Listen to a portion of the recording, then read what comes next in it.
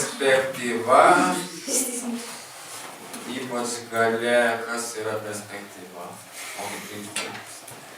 Ir tada pabandysim mes tą perspektyvą apvesti, čia pasakius, atvirkščiai. Ir to pasinaudodami atliksime kūrybinius darbus su telefonais. Taip pat galite turėti telefonus? Jo. Turit? Gerai. Ką nepasakiau, kad kai mes šiandien biškį pasimokysim, nežinokite trumpai. Bus daugiau darbo su savo telefonu. Galėsite fotografuoti čia, koridoriui, lauke. Ir po to grįžę galėsite atsiųsti man nuotraukas, aš jas suredaguosiu, biškį patvarkysiu ir persiųsiu jum atgal. Tai dabar matote, kas yra parašyta? Tai gerai, tai tada jeigu galite čia ir perskaityti, tai aš tada tiesiog paklausiu, kas yra perspektyva. Tiesiog, kaip jūs įsivaizduojate, kas tai yra? Nu tai aukštesnis žmogus mato vieną perspektyvą, o mažesnis kitą, nes... Ar čia susijęs su to, kaip būna savo labai perspektyvus žmogus? Daug perspektyvų. Tai su fotografija ne, bet su žodžiu perspektyva siejasi, jo. Ir galima dalinai pasakyti, kad tu esi teisingas irgi siejasi perspektyva kaip pat iš aukščiau. Iš aukščiau perspektyva atrodo vienai, o kai žiūriu į jūs va taip pat. Ir tada žiūriu į jūs va taip. Tai, nu, yra dar tokių minčių. Nu, ten yra parašytas ir viskas. Tai tiesiog galite perskaityti ir kažkaip išfantazuoti, kaip jums atrodo. Iš arčiau ir iš toliau, kaip atrodo? Nu, galima skaityti iš dalies taip. Ten tiesiog yra... Jo, tai sakykime, perspektyva, kaip jūs dabar sėdite, o aš žiūriu iš tolo į jūs. Ir perspektyvoje man jūs atrodote, kaip, pavyzdžiui, jeigu gal jūs nepastebėjote, ar gal mokėtės per dailę. Kaip matote, kai į tolį vis žiūri ir perspektyva tolsta ir jinai siaurėja, matot, čia ir čia. Taip eina. Tai jūs, kaip aš sėdžiu, čia langai man ne va taip tiesi, ne taip, o va taip vis eina. Tai reiškia, tuo pačiu daiktai į tolį mažėja. Tai galima sakyti, kad perspektyva, kai mes žiūrim, tai yra daiktai iš toli. Taip. Einam prie kitos pusės, va, matot kaip yra, ne? Jo. O man gada. Bet yra toks vienas įdomus dalykas, kuo mes ir pasinaudosim. Ar jūs matote, kas yra tokio keisto šiaip iš tiesų tame? Kad daiktai kaip ir į tolį mažėja.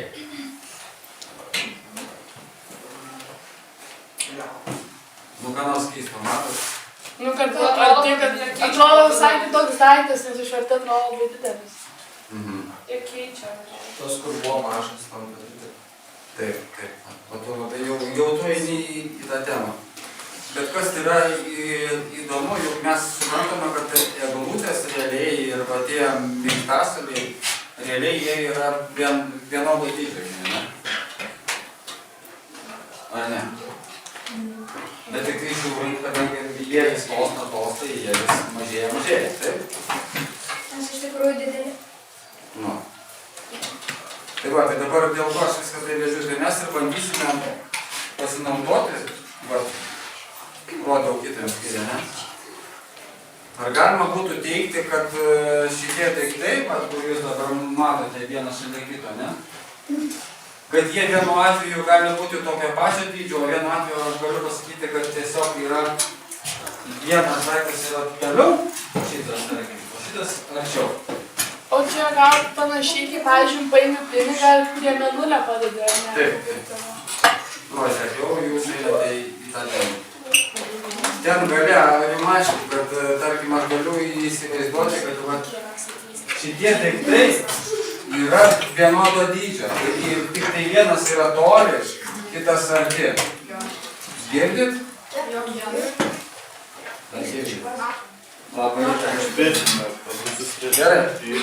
Tai dabar žiūrėkit, mes dabar tą ir bandysime pažaisti, pasinaudodami tuo, kad žiūrėkit, dabar pagrindinis akcentas temos yra, kad mes bandysime mažus daiktus fotografuoti iš arti, o didelius daiktus padėsime toli, arba jūs kaip vietoj daikto būsite toli.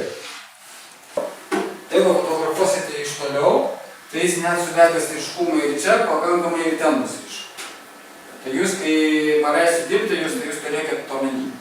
Ir gali būti, kad jeigu jums laikyti ranką arba ten, pavyzdžiui, įspausti jūs ir, pavyzdžiui, vienam dirbti, turbūt bus sunku, tai galėsite po 3 dirbti, kad vienas ten laikytų kažką, tai kitas nufotografuotų, o kitas būtų, kaip čia, fotografuojamasis objektas, kaip mes sakome. Va. Tai va. Tai dabar matote skirtumus tarp šitų 3 nuotraukų? Tai kokie būtų skirtumai? Nėra skirtumų. Reikia, kaip čia sako, kaip čia vienas mokytojas sako, tylintis mokinys žino viską. Ar ne? Jo, teisingai. Jo. Tai va, štai taip ir gaunasi, kad mes bandėm tiesiog nesuvesti ryškumo į ranką, tada suvedai žmogų, bet ranka nelabai ryški. Ir vidurį nuotraukai matot, čia matot turbūt automatų suvesti. Yra tą žmogų, jo. Ir matote trečioji nuotraukai, kaip gavosi, ne? Kur yra suvestas ryškumas? Į koją? Kur? Į ranką, gerai. Kada suvedinėjate ryškumą šalia to keturkampio. Kam?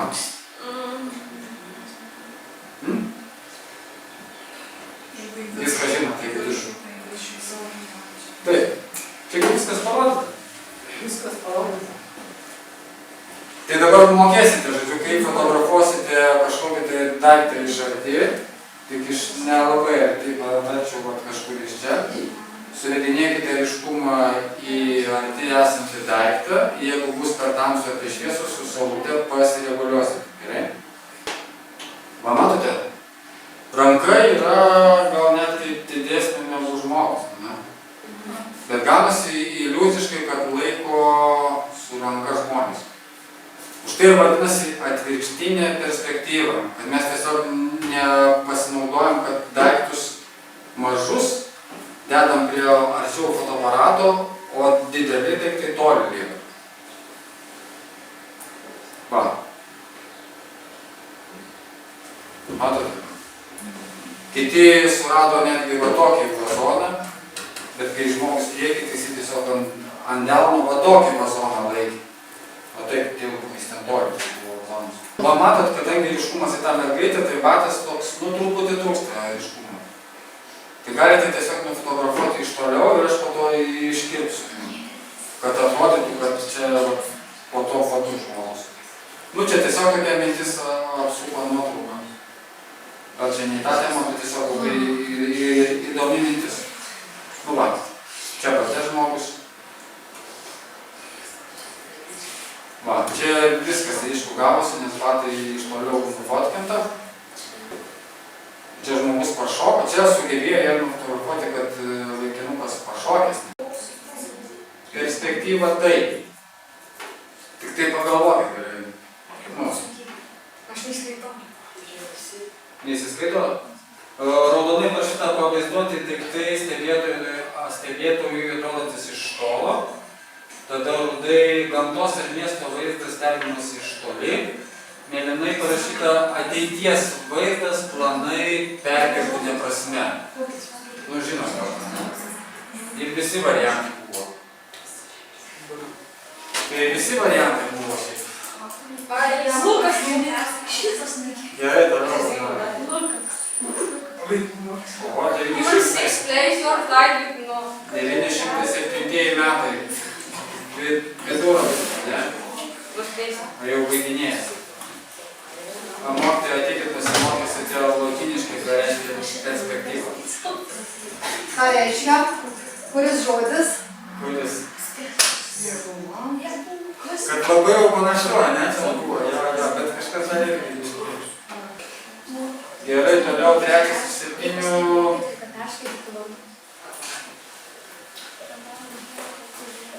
Ten aš buvau parašęs, jeigu atsimenat pradžioje, kaip tai atrodo iš tolo, ne?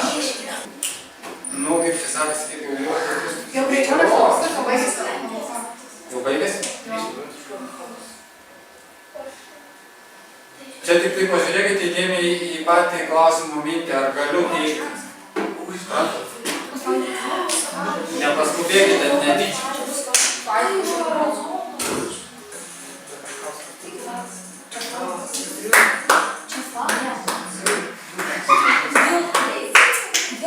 Kažkas teisingai pagavo mintį, jau galiu teikti, ne?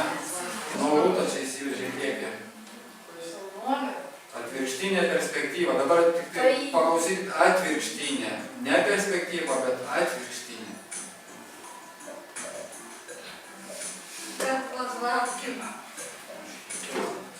Jeigu visi stovėtų. O? Žiūrėkit, maždaug žiūrėkit pataikys. Keturkampis, atsimenat, kam reikalingas? Dabar į saulutę nežiūrėkite, keturkampis. Ūla sąveikė.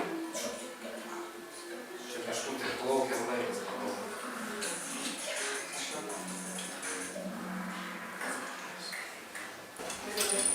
Taip. Rūta vėl įsižiūrėti. Saulutė dabar, kam irgi gal atsimenat?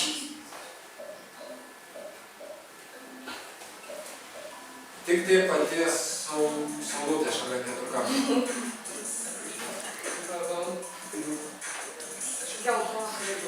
Gal jau stiprinu, kad būtų greičiau, ar ne? Stiprinu, gerai.